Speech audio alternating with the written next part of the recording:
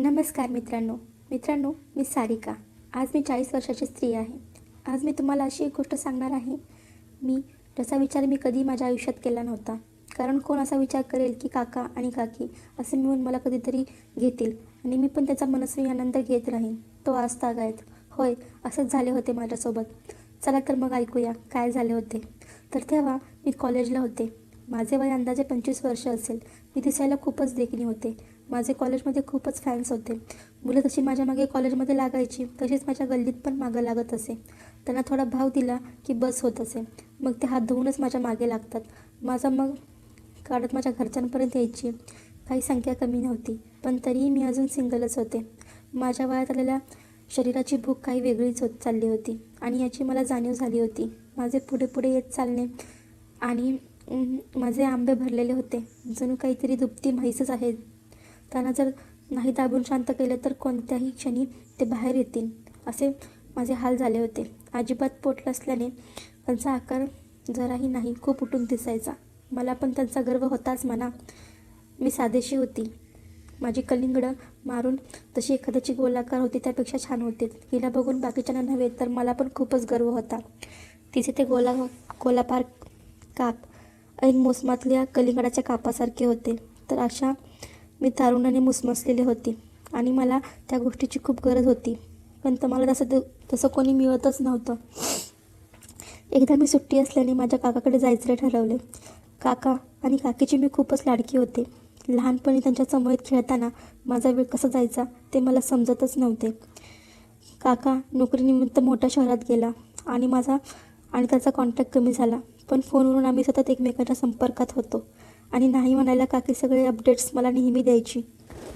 सुट्टीला खूप वर्षांनी काकाकडे जाणार म्हणून मी भलतीच खुश होते आणि दोघे पण खूप खुश होते. मी तिथे गेले आणि त्या दोघांना बघून वेडीच झाले. कारण त्या दोघांच्यात खूपच फरक पडला होता. अगदी साधे असणारे ते त्या दिवशी सुरुवातीस मी ओळखूच शकले नाही. काका या वयात पण कमालीचा देखणा तर दिसत होताच.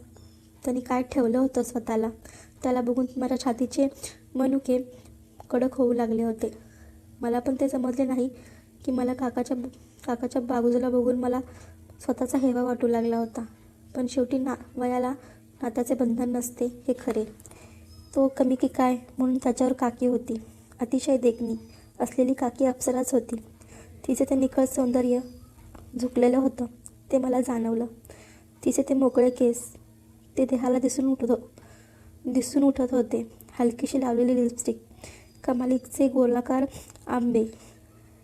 खूप छान वाटत होतं तिच्याकडे बघून. ती एखादी नटी वाटायची. आम्ही तिघे पण खूप खुश झालो होतो. खूप वर्षांनी भेटत असल्याने आम्ही खूप वेळ गप्पा मारून आम्ही रूममध्ये गेलो.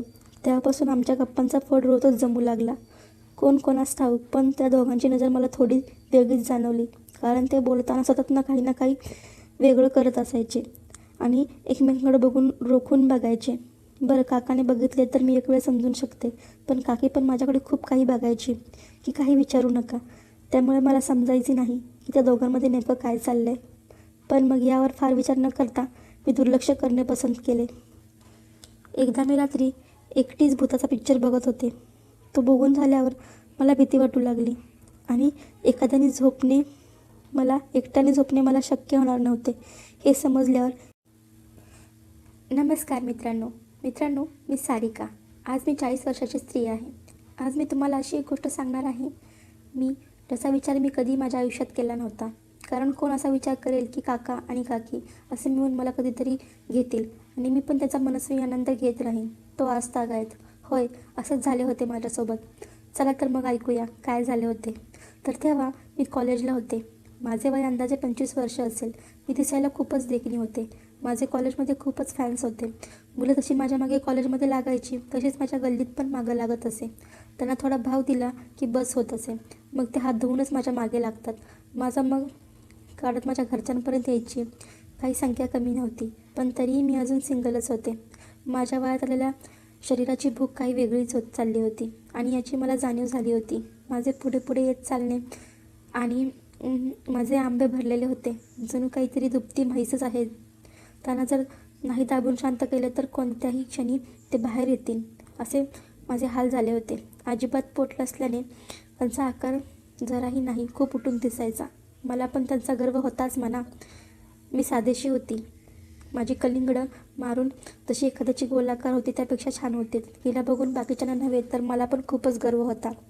तिचे ते गोलापार काप ऐन मोसमातल्या कलिंगडाच्या कापासारखे होते. तर अशा मी तारुणाने मुसमसलेली होती आणि मला त्या गोष्टीची खूप गरज होती. पण मला तसं कोणी मिळतच नव्हतं. एकदा मी सुट्टी असल्याने माझ्या काकाकडे जायचे ठरवले. काका आणि काकीची मी खूपच लाडकी होते. लहानपणी त्यांच्या समवेत खेळताना माझा वेळ कसा जायचा ते मला समजतच नव्हते. काका नोकरीनिमित्त मोठ्या शहरात गेला आणि त्याचा कॉन्टॅक्ट कमी झाला. पण फोनवरून आम्ही सतत एकमेकांच्या संपर्कात होतो आणि नाही म्हणायला काकी सगळे अपडेट्स मला नेहमी द्यायची. सुट्टीला खूप वर्षांनी काकाकडे जाणार म्हणून मी भलतीच खुश होते आणि दोघे पण खूप खुश होते.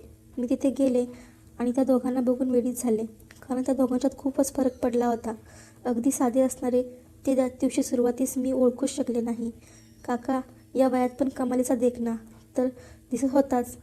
त्यांनी काय ठेवलं होतं स्वतःला, त्याला बघून माझ्या छातीचे मनुके कडक होऊ लागले होते. मला पण ते समजले नाही की मला काकाच्या बाजूला बघून मला स्वतःचा हेवा वाटू लागला होता. पण शेवटी वयाला नात्याचे बंधन नसते हे खरे. तो कमी की काय म्हणून त्याच्यावर काकी होती. अतिशय देखणी असलेली काकी अप्सराच होती. तिचे ते निखळ सौंदर्य झुकलेलं होतं ते मला जाणवलं. तिचे ते मोकळे केस ते देहाला दिसून उठत होते. हलकीशी लावलेली लिपस्टिक, कमालीचे गोलाकार आंबे, खूप छान वाटत होतं तिच्याकडे बघून. ती एखादी नटी वाटायची. आम्ही तिघे पण खूप खुश झालो होतो. खूप वर्षांनी भेटत असल्याने आम्ही खूप वेळ गप्पा मारून आम्ही रूममध्ये गेलो. तेव्हापासून आमच्या गप्पांचा फड रोजच जमू लागला. कोण कोणास ठाऊक, पण त्या दोघांची नजर मला थोडी वेगळीच जाणवली, कारण ते बोलताना सतत ना काही वेगळं करत असायचे आणि एकमेकांकडे बघून रोखून बघायचे. बरं, काकाने बघितले तर मी एक वेळ समजून शकते, पण काकी पण माझ्याकडे खूप काही बघायची की काही विचारू नका. त्यामुळे मला समजायची नाही की त्या दोघांमध्ये नेमकं काय चाललंय. पण मग यावर फार विचार न करता मी दुर्लक्ष करणे पसंत केले. एकदा मी रात्री एकटीच भूताचा पिक्चर बघत होते. तो बघून झाल्यावर मला भीती वाटू लागली आणि एकट्याने झोपणे मला शक्य होणार नव्हते हे समजल्यावर मी काकीकडे गेले आणि तिला म्हणाले, काकी, आजच्या दिवस मी तुमच्या रूममध्ये झोपू का? मला थोडी भीती वाटत आहे, प्लीज.